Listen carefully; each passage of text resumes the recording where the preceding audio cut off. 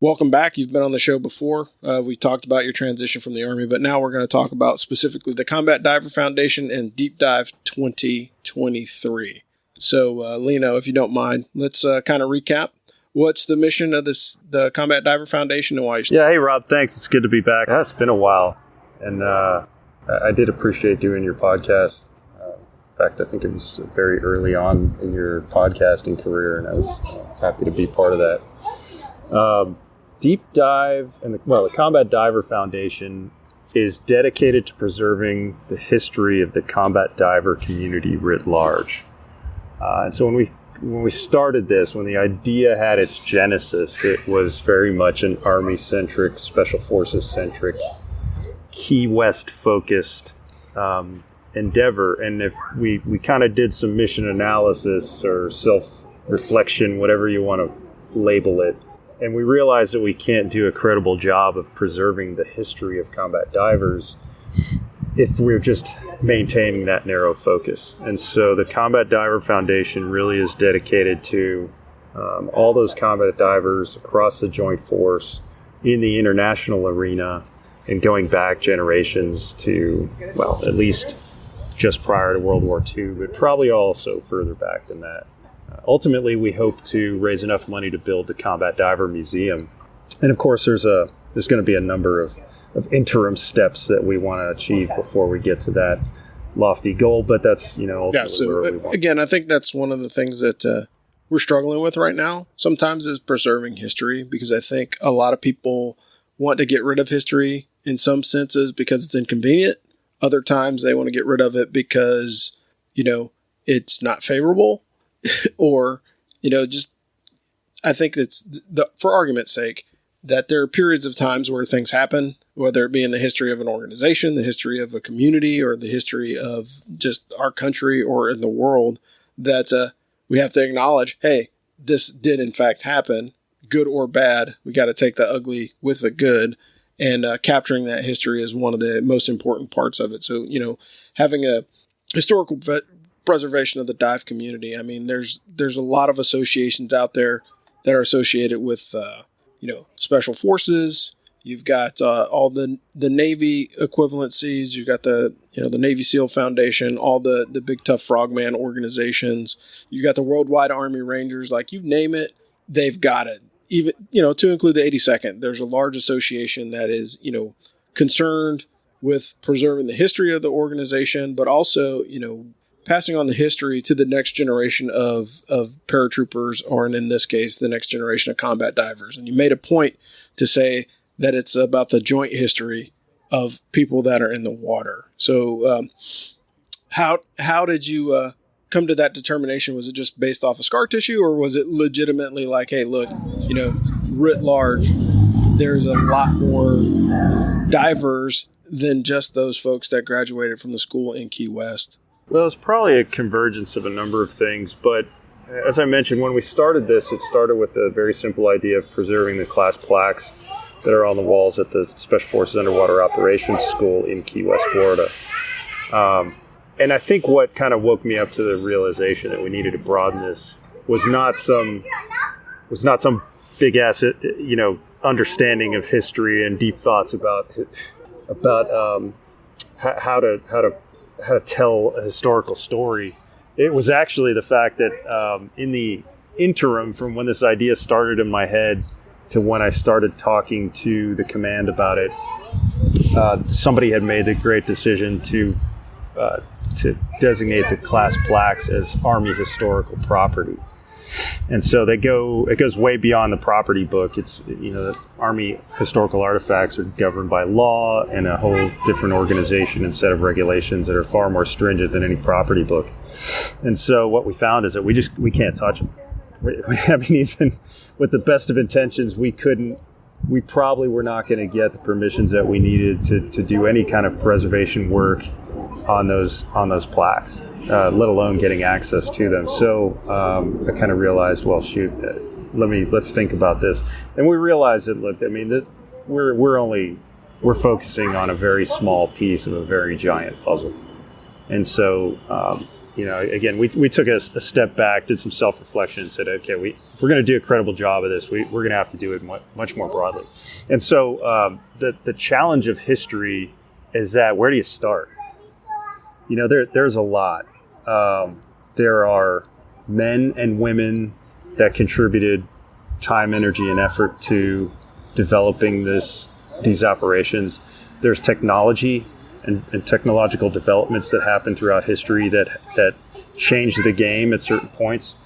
And then there's those moments in history, those convergence of events, historical events that came together to cause something to make combat diving relevant or important or interesting. And so we've got to find a way to identify when all those three things come together in an interesting story that deserves to be told.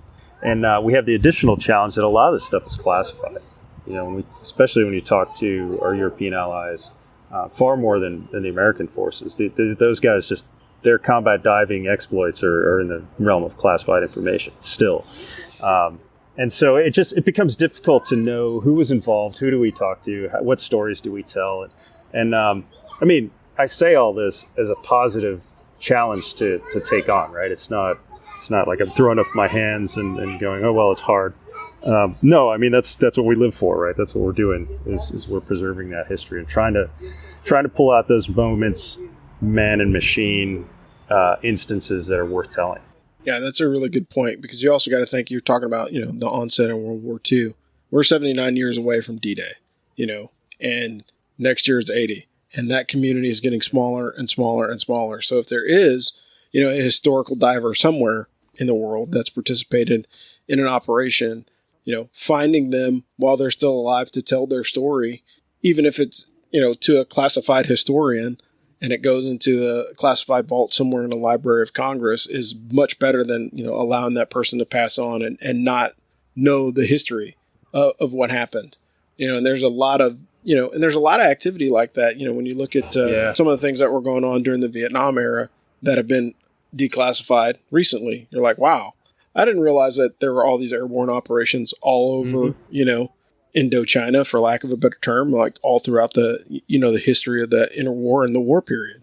And so being able to capture that, with accuracy is very, very important. And again, the closer you are to post-incident, the easier it is to kind of get to that point where it's like, okay, yeah, I got that. And I understand why this happened. And I can tell the story better because it's fresher in my mind, rather than, trying to recount something that happened 15, 20, right, 30, 50, 70 years ago. Yeah. Well, we're in a race. We're in a race against time and losing those men and women, losing those records, losing the whole conception of how operations were put together and conducted and what the needs were and the solutions. We're a small organization and we don't have giant capacity to just send researchers out and dig into that and find these people and do the interviews. So, we do need help. We need support. We need donations. We need to reach out to the community because we need to know who to talk to. And so all those requirements that we have right now, we're trying to achieve them through our networking events like the Deep Dive Combat Diver Reunion, which is an annual event that we do thus far at the Floribama Lounge every year on the beach in Pensacola. Yeah, and having those historical touch points are there. Like, again, it always goes back to those bigger, larger efforts. So, you look at Ranger Rendezvous, or you look at the Best Ranger competition or All-American Week, or any of those other large-scale events that kind of bring the community together from all these disparate parts of the country or the world, to have that, short period of time, whether it be a day, whether it be 2 days or a week, to bring people together to kind of, talk about the past, but also recognize the history. And I think that's still, to me, that's probably the most important part of what you guys are doing. But one aspect of the Combat Diver Foundation, the historical preservation, is honoring the fallen combat divers in the process. And I know that you guys have that slated for Deep Dive this year, and that's something that you guys have always talked about. And could you kind of elaborate a little bit more on, the recognition of fallen combat divers, and how do you tell those stories, particularly if they were like in a classified operation, or maybe they weren't in a classified operation, or they weren't under the water. It could have been any number of reasons why they were injured or killed. But could you tell us a little bit more about, just the recognition of the fallen combat divers that you've done in the past and what does this year's look like and what's your plan for the future? Yeah, I mean, there's actually two things that you brought up that I want to talk about regarding that. The first is, you mentioned that the stories aren't all happening underwater. If we limited ourselves to just those combat dives that occurred, it'd be a pretty short story. There haven't been that many when you compare it to, infantry actions or airborne ops or whatever. Combat diving is a very specific skill set that's going to be critical in very specific circumstances.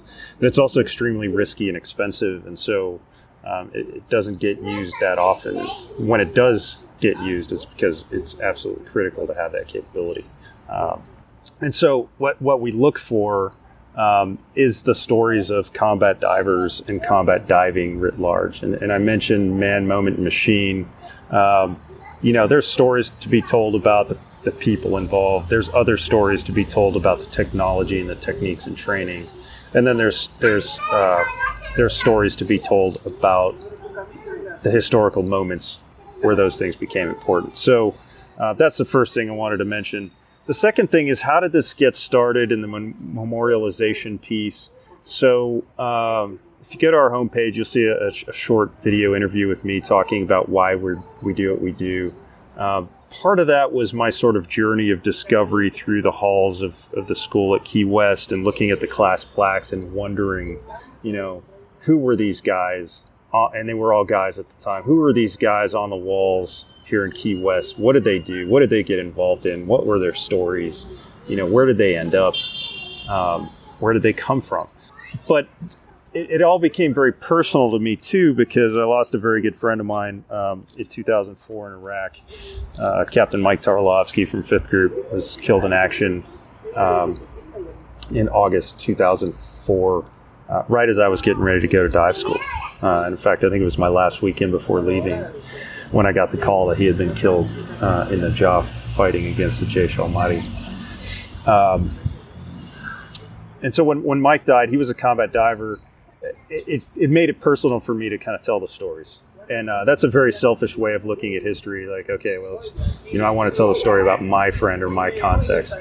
But that's how it starts. And that's what gives it the passion and the fire that requires, or that's required to put all this effort in. And that's just my story. But, the Combat Diver Foundation is a number of people. And we all have similar kind of reasons for doing what we do. So you'll note that on our logo, in its original form, had a black line across the logo. That's kind of where that started. It was, let's memorialize some of these guys that have passed on, whether it was in combat or training or just, from old age. Let's remember them. We've preserved that in the new logo, though it's less obvious. But what we've tried to do is, starting in 2021, we turned Deep Dive, or at least part of Deep Dive, Combat Diver Reunion, into a memorial event. So in 2019, we memorialized John Worka from 7th Group with the 5K. This year, we're memorializing Jimmy Moriarty from 5th Group.